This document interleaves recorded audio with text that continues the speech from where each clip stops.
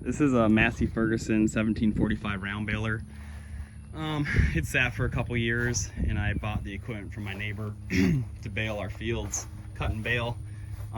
What happened was it was binding up hay pretty bad, and we thought it might have been a little green, but that obviously wasn't the issue. It was starting to bind up, and it kept getting worse and worse each bale. Like, it didn't even make it 5 bales. And I noticed that lowering the drum for picking up a hay was getting tight and binding, and this chain that has a adjuster down here was loose, but when you moved it, it got super tight. So I knew something was wrong, and eventually it started, having like a bearing clunk. You could hear a bearing, like a rotational clunk. And finally, it jammed up, and it sounded like a chain skipping a ratchet, ratcheting a sprocket real bad. And I thought for sure I wrecked something, but what turns out, they have a clutch in here between the drive shaft and your gearbox.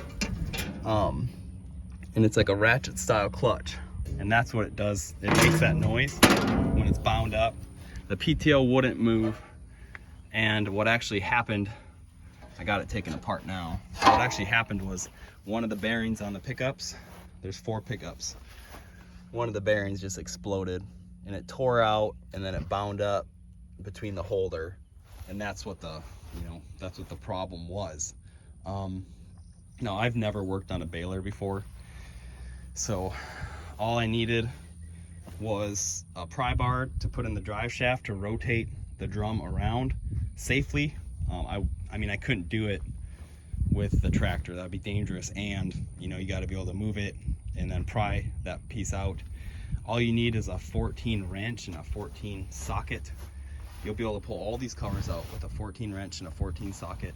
This unclips out. First thing you do, pull that out, 2 pins. All these protectors, they got a 14 on the top and a 14 on the bottom. And they got, on the top, they have the plates between there. You can see them right there. That just little slider plates, but 14 on top, 14 on the bottom. At the bottoms will feel like they're stuck in. If there's a little rust, you pull them down and wiggle them, and they slide right out. So 2 14s hold all those out.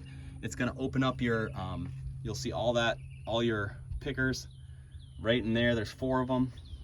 There's carriage bearings with a 14 nut and a 14 bolt, and you unbolt each one. You rotate it around with the PTO shaft.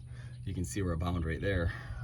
You rotate them around, and you just pull them out as you go. This side, with that oval, that's the roller that controls when they go up and down.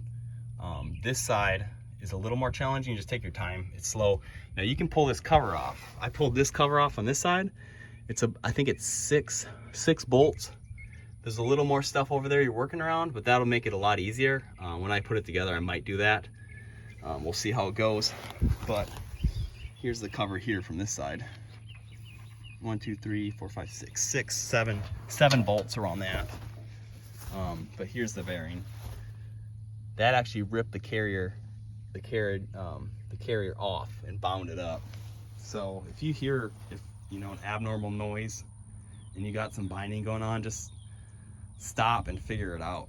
As long as it takes, like, this wasn't terrible. It probably took an hour to pull apart, mainly because I didn't know what I was doing. My neighbor came and helped, which was a big help, because when you've never torn a baler apart, you kind of don't know where to start. It looks a little bit intimidating, but it's not too bad.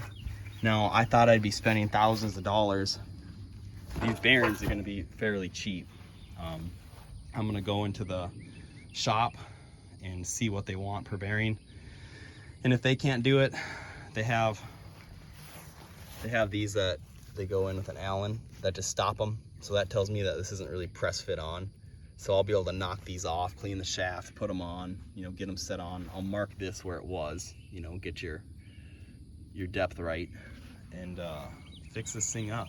While I have them out, I'm gonna do them all the bearings, because I'm not gonna just fix one and then have 2 bales later have another one go. That would be stupid. I'm guessing these bearings are $10 or less a piece, so I'm not gonna go with that right now. I'm just gonna fix it right and be done.